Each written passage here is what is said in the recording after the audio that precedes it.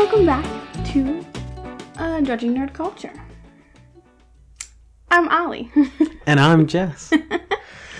So this week we're talking about a show that we're watching called Tokyo Revengers. Yes. We're watching the dub, so we actually haven't finished the whole thing because the dub isn't all out yet for season 1. But we figured, who cares? Let's just talk about it. Yeah. But before then, something I did listen to this week was talking about a little something funny, and I want to share with everybody. So, some dumb shit I heard this week. In case no one was aware, apparently there's a common issue in superhero movies that keeps coming up. In multiple filmings of Superman movies, there have been costume and directorial discussions between producers and costume directors and whatnot regarding the size of Superman's diggle. They, in multiple movies, in multiple incarnations, have had this argument because once you put a man in some skin-tight spandex or what have you, you start to see some dick. And to fix that, so the actors don't have to show off their dingling on the big screen, they usually put a cod piece in the costumes, which means that the costume director can essentially decide how big they want Superman's dick to look. And apparently across multiple iterations, this argument has come up between producers and costume directors of just how massive, how ding-dang big should Superman's dick be. And apparently this was one of the bigger discussions of this was done a long while ago. Maybe I think it was the Reeves Superman, or maybe even before then. Because the producer wanted Superman to just have a cannon, a cannon for a dick. Meanwhile, the costume director said, no, that is unacceptable. And apparently the argument came up again just a few years ago, or like, I think almost a decade ago now, when, what's that guy's name? Something Ruth? Brandon Ruth? You got me. If it's about your DC comics, I'm not really sure. I've learned a little bit through the years through you, but Mabel. But I forgot his name, but he played Superman in Superman Returns, and he was also in DC's Legends of Tomorrow as the Atom. And apparently, the argument of how big Superman's dingling should be resurfaced with him when he was playing Superman, because apparently he has a pretty sizable dick. And they're like, well, maybe that's a little too big for Superman. So they tried to fit a codpiece that made his penis look smaller. And that's good for him, I guess. Why? Okay, he's Superman, right? He's a Superman. Why try to decrease his dingle size? Because Mabel, because it's gonna be, he's like perfect, right? Basically, he's like, people in Metropolis basically worship him. Oh, cats. Mabel pushed a book off the table. Okay, classic Mabel, walk away. Cats. So, people built... Reboot. People basically worship him in Metropolis like a god. Because he is a human. Well, he looks like a human. But he is, super in everything he does. What? Like... What, Superman is super in everything he does, except he's pretty average in the sack. See, like, did they feel?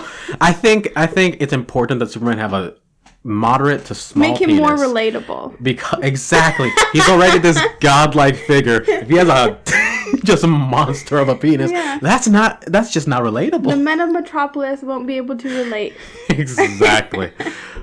So that issue has come up multiple times throughout the years regarding Superman's dick. That's so weird. And I think that's just a wonderful little story that people should know, that every time you see Superman on screen, someone somewhere has had to decide how big should his dick look. It makes me wonder about other superheroes. I mean, it has to come up with all of them, I'm assuming, if they have that kind of costume. Maybe not with like Green Arrow, who is just wearing like full leather. Yeah. I don't know, maybe the actor brought it up, but He's like, can we increase my presence? Speaking of actors, though, and regarding this penile subject, I also heard a little something in this topic regarding Willem Dafoe, our good old Green Goblin. So apparently, Willem Dafoe is endowed by all of the gods. He is the god's favorite. For supposedly, legend has it that this man has a penis so large that during the filming of one of his movies, the director had to call in a body double for a nude scene. I think it is very possible it was Saints. Saints? Maybe. Saints Row? It's not Saints Row. Boondock Saints? Boondock Saints. Thank you. There we go. Thank you. Thank you. Thank you. You're thanking yourself. I am thanking myself. Thank you. But yeah, apparently he, during one of his movies, had a nude scene in which the profile, the shadow, something of his penis was visible. And the director thought that it looked so large that it looked unrealistic. The legend has it that it was so big that they called in a body double with a more moderate penis. Okay, I want a question. I want to put a question out into the world. Do you have to audition to be a body double? Because then they just did like I just noticed myself in the camera, and I look like I have glowing eyes in a certain view. Anyway. I like it. You're like a anime villain when you hint your glasses up. There's a little... I do it in a fancier way. Perfect. But yeah, did he have to audition and like whip out his dingling and like mildly HR issue like? No, here's what happened. They did a police lineup and just had like 10, 15 guys just dicks out, and then they walked around and just had Willem Dafoe next to him like, no. No. Yes. Yeah, just like wear really tight pants when you come into this audition. Maybe they compared like by butt. Like, all right, whose ass looks most like Willem Dafoe? All right, you're. Now let's see the shadow. Yeah, but I mean, it makes sense. He looks like a guy who would have a big schlong. It's because he has the attitude of like I've heard him in interviews where he's very like committed to the craft of acting in a way that's just like very it's very honorable. It's just like, I think acting is amazing and I think it's a hard thing to do, and he was enamored by it, and he goes all in to the point where it's a little like he doesn't really care like about his fame or whatever. He just kind of does his thing. So to have a low ego like that, where you're just more about your craft than you are yourself, I mean, you gotta be given a gift for having that sort of controlled ego. Wow, he's real humble. Let's let's strap a monster to him. Let's give this man a tripod of a body. So yeah, that's something I heard this week. I hope you all enjoy the fact that Willem Dafoe has a massive dongalong. All right, you want to get into it? Let's get into it. Okay. So Tokyo Revengers. As far as I can tell, it's a newer anime regarding time traveling, delinquency, and slice of life romance. Yeah. I mean, yeah, that's the genre, right? It's, if you haven't figured it out, yeah, it's an anime. it's definitely an anime. It's an anime. We started watching it when I was a little bored of everything else we were watching at the moment. So I turned on Tokyo Revengers because it sounded, just by the name, it was like, okay, this might be a little fun. And we don't normally watch like slice of life sort of things, and that's kind of what it appeared to be, maybe a little action or whatever. And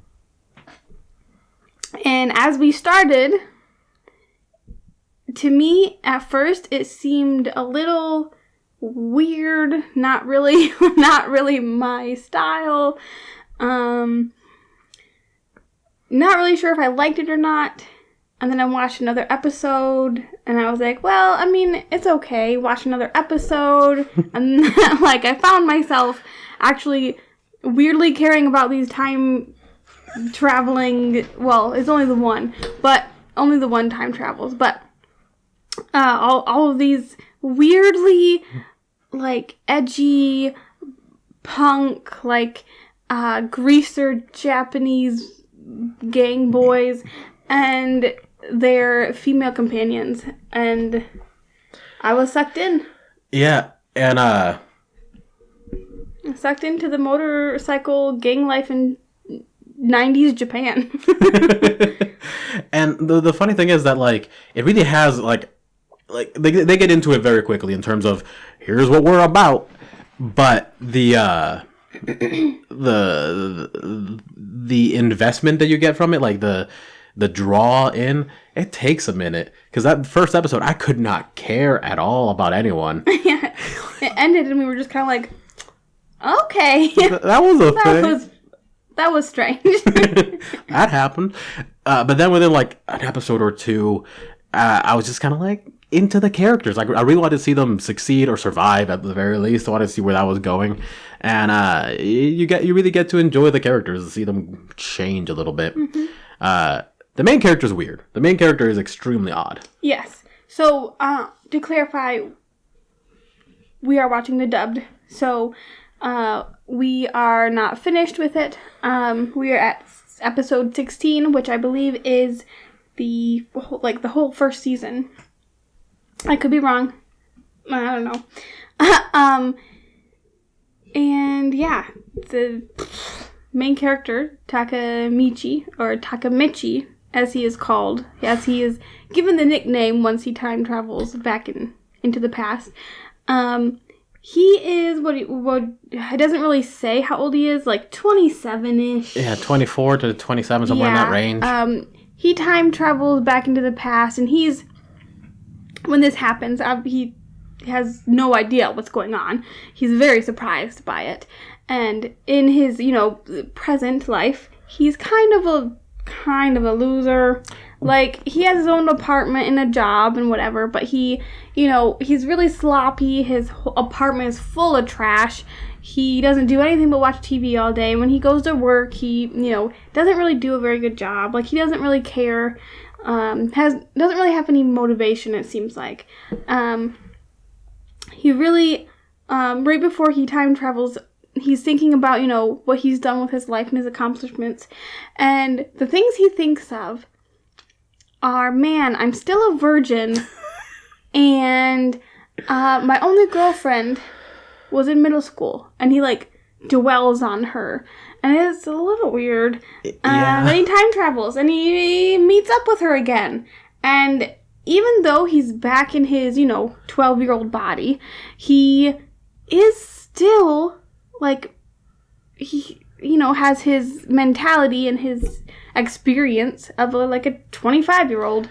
And he immediately is, blushing and is, in love with her again. And it's I understand. And, you are 12 again, but not really. Yeah, well, so it's a little weird if you think about it. It's a little weird if you think about it. Okay, let's be honest. In terms of anime, it's not the weirdest. No. They're doing fine. What is it, No Game, No Life, where she literally just is horny for her brother? Yeah. There's that vampire one where they're also siblings. I don't want to talk about that, because when I was in middle school, I loved Vampire Knight. I loved it until I read, the last 2 issues of the manga, and I was so utterly disappointed, because I was like, okay, I know this wasn't what we're talking about, but we are now. But the main character in Vampire Knight, she goes to this school that is, for humans and vampires, because, vampires are a part of society, whatever, okay? And she's really into the most popular boy, of course, but he's a vampire and whatever. And they start to have a thing, and she has this other human friend boy whose name is Zero, I believe. And everybody kind of roots for Zero because, he's like the cool, edgy friend, whatever. I liked him better. But then she gets with the popular vampire boy who turns out to be her secret brother. Of course. Of course. Okay. I'm all for a good twist, but that's definitely not the twist I was looking for. Yeah, and again, don't get us wrong. We're talking about anime specifically, but there are plenty of American stories of the same thing. What's that thing we were reading a while ago? Oh, this is notorious for subtle and also not so subtle incest. The Mortal Instruments. Yes. Good God, Cassandra Clare. I also loved these books when I was in high school. They're angsty. They're perfect for a high schooler. They're angsty. You've got the angsty boys. You've got the angsty girl who realizes she's like special and has a destiny, and you want to be her. And then there's a lot of just back and forth. Is he my brother? Should I actually be in love with him? She's my sister. I can't love her, but I do love her. And then it's like, you're actually not brother and sister. Okay, we'll be in love. And then her actual brother shows up and is in love with her. And it's like, okay, guys, I thought we were over this. Yeah. Yeah. Point is, regardless of your culture and background, don't do incest. This shouldn't be a thing that we have to talk about. Don't do incest. But luckily, Tokyo Revengers, despite having a couple weird things, is on the best side of this. We're just like, Yeah. Oh, step siblings is a gateway drug to full on incest. I thought it was a good comment, so I wanted to say it before we moved on. Fair enough. I'm proud of myself. I'm proud of you too. Forward on. So, despite the fact that it's a little weird that he's all crushed up on his middle school girlfriend. That's the thing. Japan loves middle school. I think it's because, from what I understand, in the United States and our culture, it goes elementary, middle school, high school, every single time, no matter what. Yeah. There are a few people who, eject themselves from that pipeline, but that is kind of the way it goes. And eventually some go just to work or into the college realms, whatever. I know Japan has a different, levels and stuff, but I think it's because in Japan, there's no guarantee that you're going to go to high school. There, you have to pass entrance exams. You have to do all this stuff. You have to be accepted to go into that level. So, high school is like college. Yeah. Basically, there. And college is like university. Your master's degree. Exactly. You're going beyond. Your PhD. Which, not really, but whatever. Who cares? It's as close as we get to, that same, to that parallel. So, in that sense, I guess, it makes sense because, middle school is your youth. You don't have to worry about things. When here, it's high school is our youth where we don't have to really worry about things. I get it. It's just makes it weird because they're littler. Yeah. They're 12. Our heroines and heroes are 12 and they're in love triangles and they're, in love with 25-year-olds and they're in harems and it's just weird. It's a little weird, Japan. There are a lot of things you can say are weird about over here, too. Sure. Like the incest. All right. But yeah, part of what makes that more palatable, as well as just being more interesting for me, is that I think that in this story, it makes a lot more sense because the character himself is a character that is stunted in his development. I think he's 24 because he can only go back 12 years and then he comes back, he's 12 again, right? Yeah, that makes sense. I think he's 24. He acts like a child. And when he goes back in time, he's barely more mature than anyone there. So it seems like shortly after this time period in his life is when he stopped maturing. He wasn't able to move on and become a more really developed person. and seeing how he reacts being sent back and being a child again feels I don't know, organic. It feels like I yell at the screen like, come on, you're a 24-year-old man, do something, say something, you're better than this. But like, he's not, he's a child still. Yeah. And I mean, if I were suddenly thrown back into my 12-year-old body, well, one, I'd be severely depressed and sad. But I think there would be some sort of, I don't know, regression, I guess. Because, you're 12 again. Like, you might have been 22, I'm 22 years old. 22 years old. Yep. You might have been 26 years old one day, and then here you are 12. You should be able to make 26-year-old decisions and choices, but I feel like because you are 12 years old, people around you are going to treat you still like you're 12, and because you are physically in a 12-year-old's body, I feel like there is gonna be like a regression.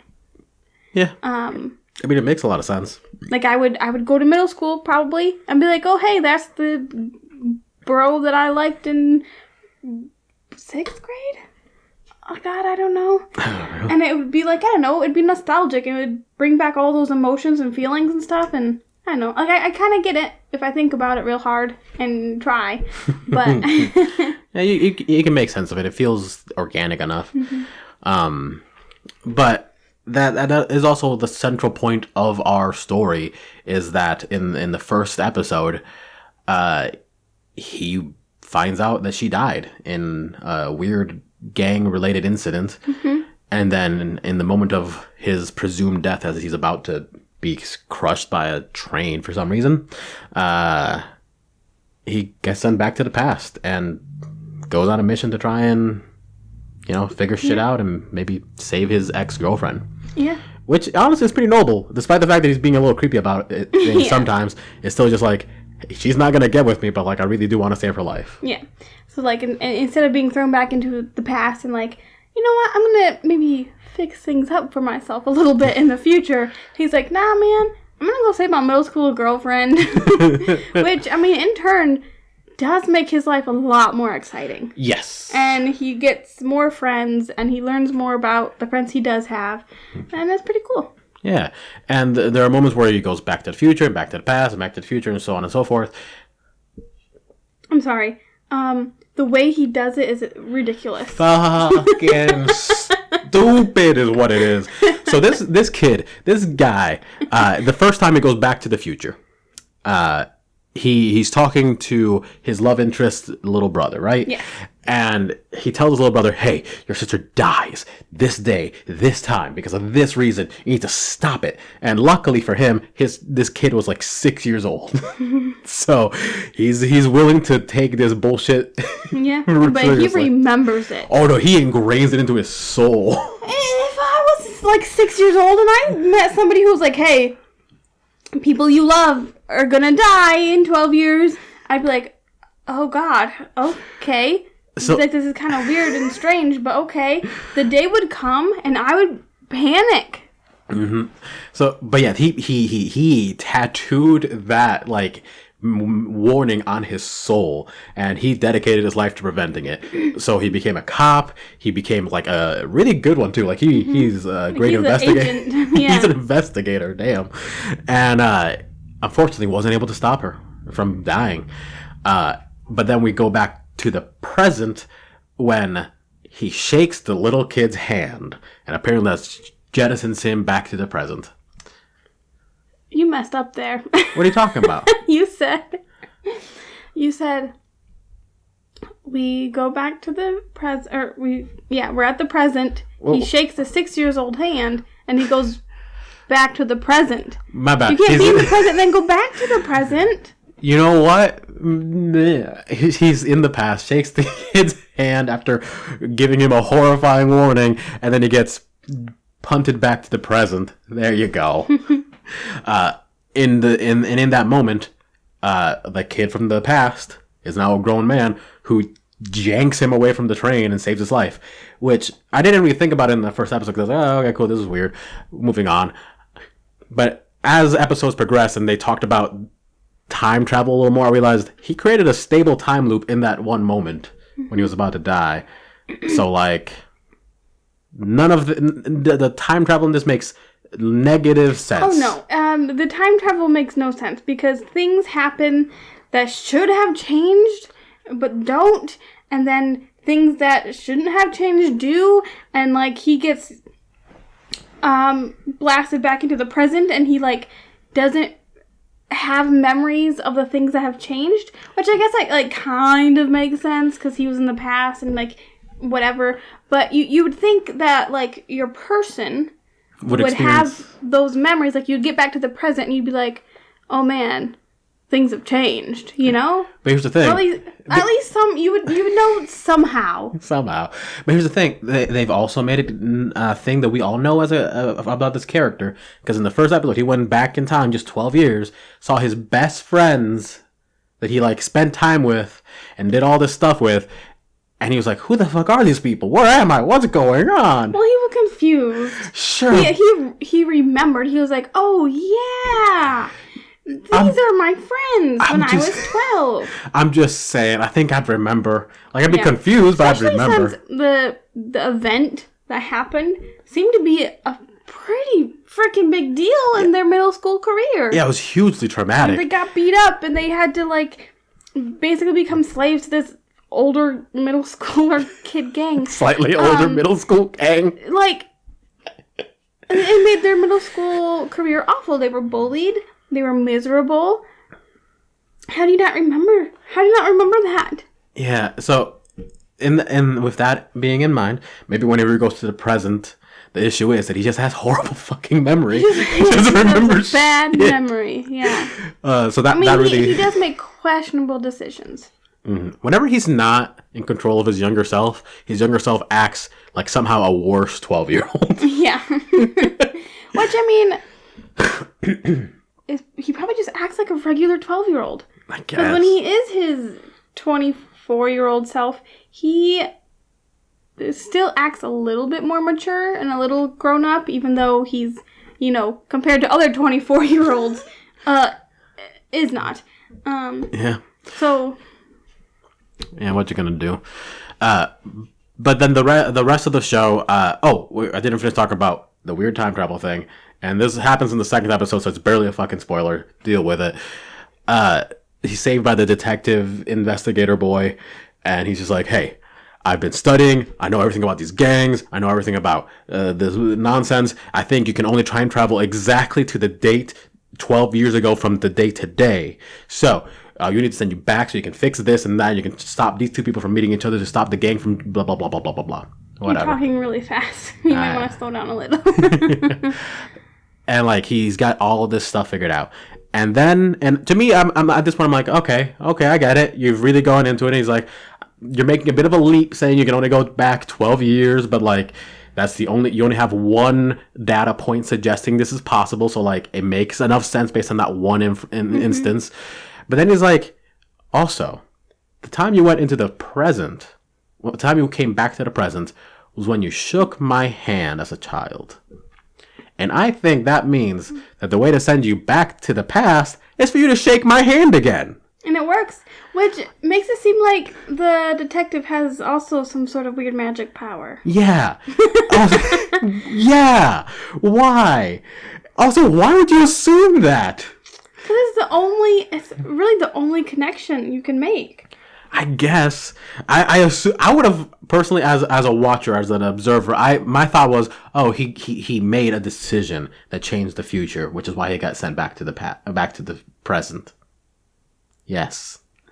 It's this anime itself can be a little confusing and a little wonky here and there, but it's really good. Yeah. But yeah, that's kind of the time travel nonsense there. Mm-hmm. But the core of this is really the characters. Yeah. And some of the best ones are his little red-haired friend. I forgot his name. Akun. Yeah, Akun. Purple hair. His hair is red! Excuse me? Okay, we're not gonna argue about hair color. I'm not good with colors, apparently. God,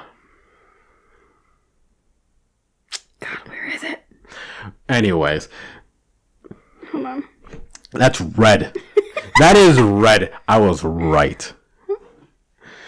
It's like burgundy. It's like a reddish purple. It's maroon. Ollie. That's a dark red. You found the one picture out of dozens. No, I'm not saying you're wrong. I'm saying it does have purple in it. It's a purpley red color. Fine, whatever. I wasn't wrong. Those glasses are red. That's not red. That's more of a blood orange. Oh my god.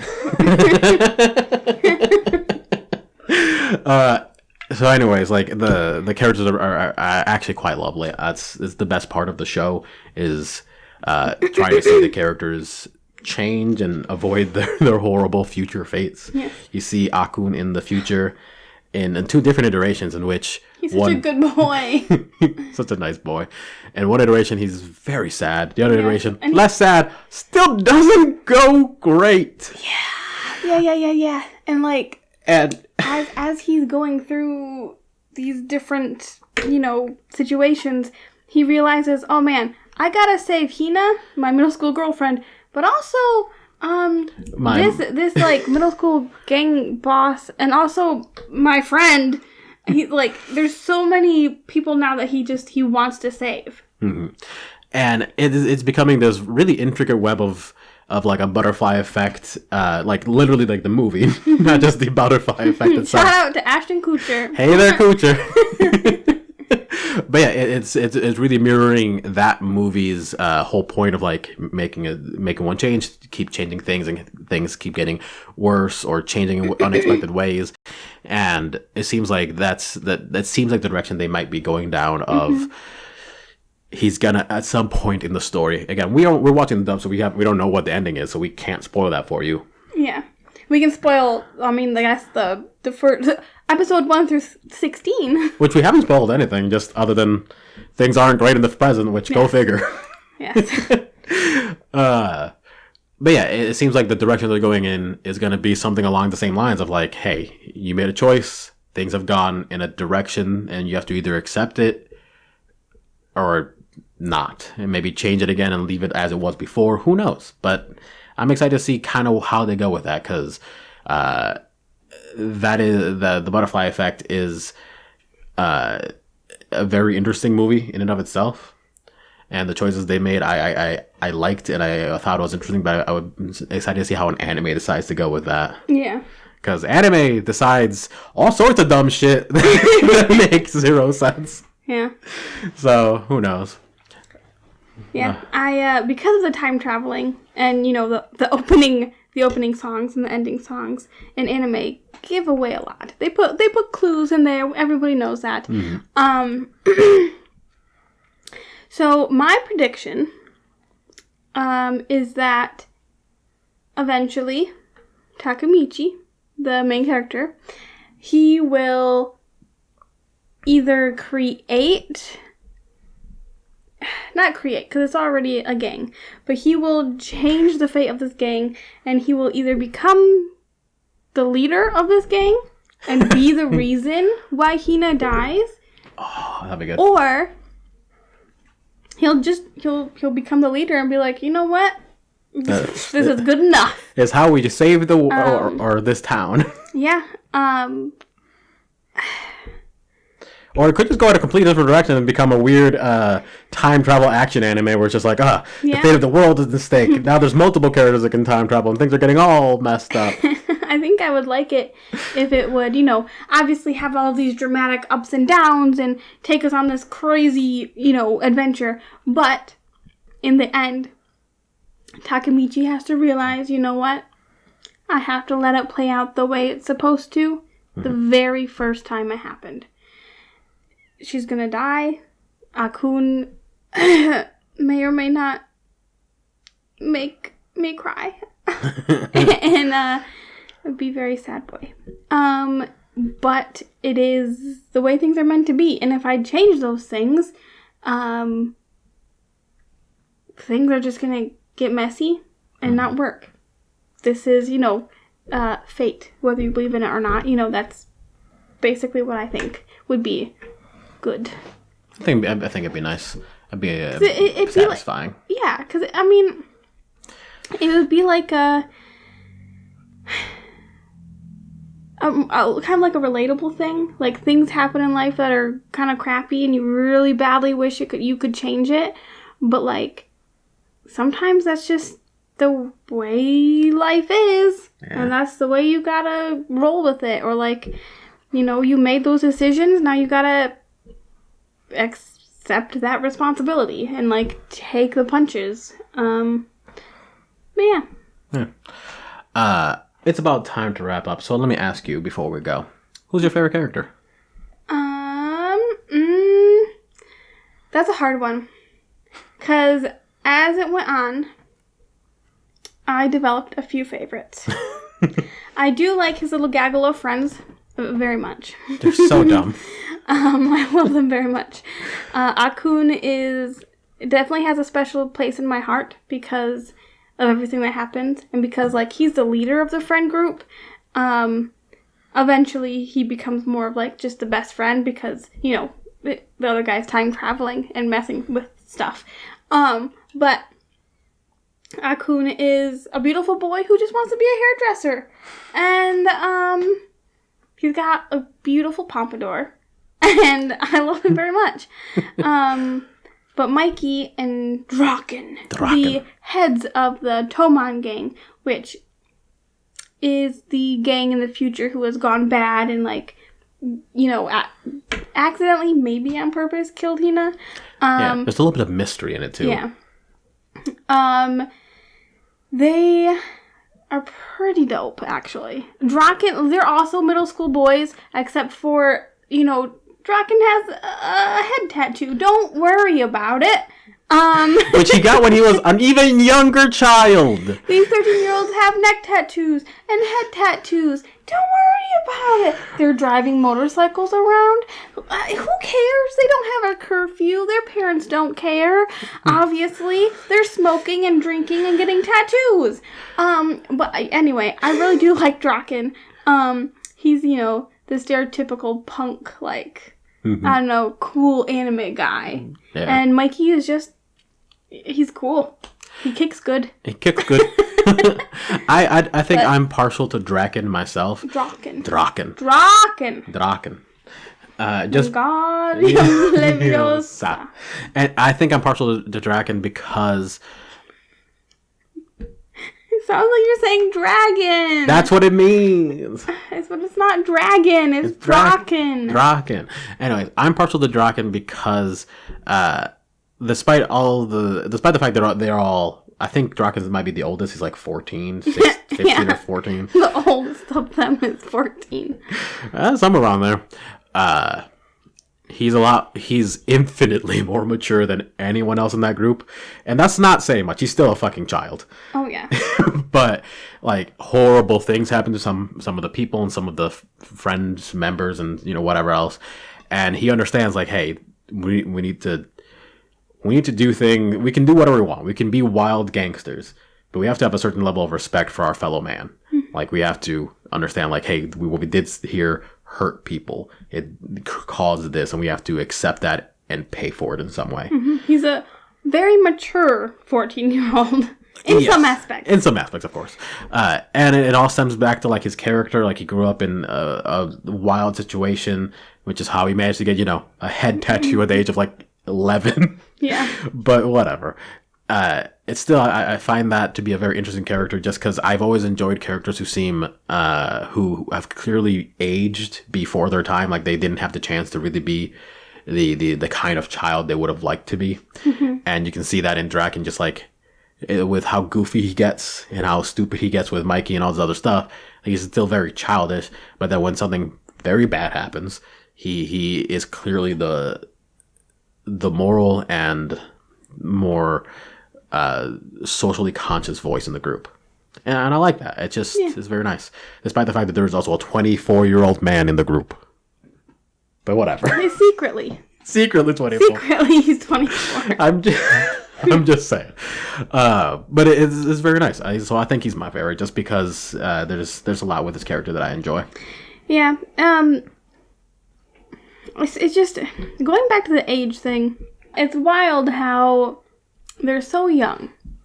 So much happens in this anime that when you watch it, you forget they're 12 and you think, oh yeah, they're like in their 20s or maybe even in their 30s. Because like, there's, you know, the Takamichi almost gets boned. He wakes up and there's a half-naked woman on him and people are getting murdered. Like literally stabbed and murdered. And that's in the past. That's what they're They're burgling. They be burgling. They're burgling motorcycles. They're drinking. They're smoking. They're swearing. They're like talking about sex. And then, 12-year-olds talk about sex, but they're like talking about it like they've slept with 1,000 women or men, and it's like you can tell it's like a 30-year-old person who is living vicariously through these 12-year-old fictional characters. And it's like they really wish they had lost their virginity at 12. They really wish they had been able to get a head tattoo. And they really wish their parents would have let them stay out until midnight, drinking and smoking with friends and getting laid. Maybe so. Yeah, because I looked into a little bit about just like Japanese youth culture in terms of like gangs and that sort of thing. And apparently there was a pretty wild and massive gang culture in the 70s to 90s, like custom motorcycle gangs, kids robbing and just beating the shit out of people just for no fucking reason. And like it got real bad. And apparently that's calmed down, but there's other shit going on. Apparently Japan has a pretty gnarly youth violence thing going on, where I forgot the word that they used to refer in the documentary to refer to it, but it refers to just like snapping, like exploding or whatever. Like the idea is that these kids are under so much pressure that eventually they just explode and literally stab people. Yeah, I mean you hear about like grown men in Japan like throwing themselves out of the buildings because like they're like dying standing on the subway or whatever. There's just, you know, it's like work, succeed, you have to succeed, and then, you know, it's a lot of stress, a lot of pressure, and then you just die. Yeah, so maybe the youth gang culture isn't, you know, like this anymore, but it seems like it might just be a slight, if not moderate, hopefully, moderate exaggeration of what youth gang culture was like in Japan in the 80s and 90s, which still seems freaking wild. Yeah. Like I listened to a documentary about this earlier today, and just like some of the stories, like these 14-year-olds picked a random person on their bike, beat them with a baseball bat, and killed them.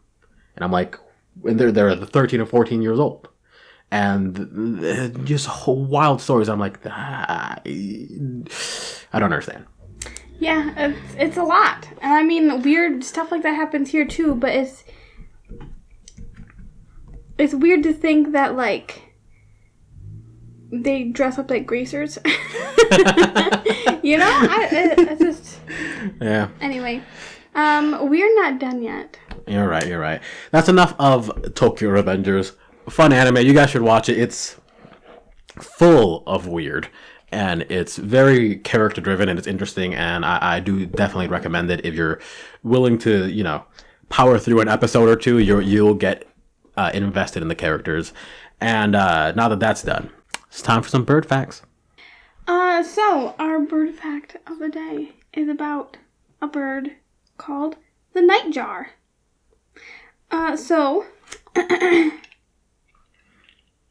Those aren't real. Shut up, Ollie. Just let me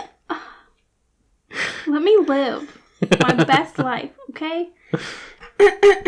Okay, so the nightjar has approximately 70 species and forms the principal family of the order Caprimulgiformis.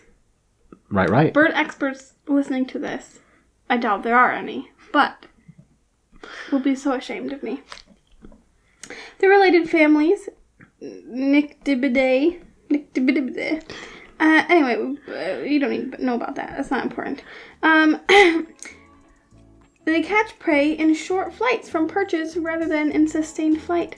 And in America, sometimes they are called goat suckers or nighthawks. That one wasn't as exciting as last time with the pigeon milk, but they're not all gonna be exciting, you know? Sometimes when you learn something, you gotta stick out the boring stuff too. It isn't exciting bird facts, it's just bird facts. Yeah, we never said it was gonna be a party. Anyways, thank you all for listening. I hope you guys watch Tokyo Revengers and tell us what you think about it. We'll see you next time. Bye. Bye-bye.